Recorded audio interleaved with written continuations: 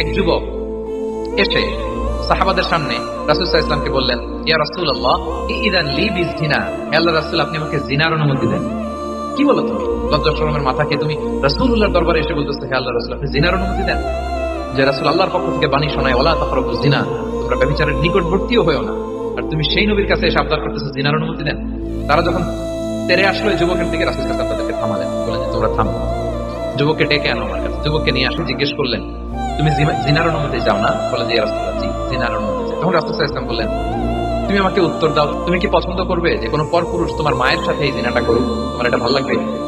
সে বলে লা ইয়া রাসূলুল্লাহ না, কখনো না, আমার মায়ের সাথে কেউ এই পাপাচারে লিপ্ত হবে এটা কোনো মানুষ মেনে নিবে না।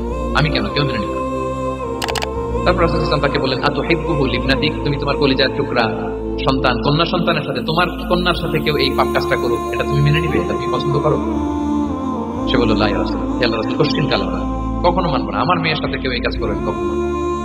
তুমি যার সাথে জিনার অনুমতি চাইছো সে তো কারো না কারো মা, কারো না কারো মেয়ে, কারো না কারো বোন, তুমি এভাবে কেন ভাবতে পারো না? সুবহানাল্লাহ।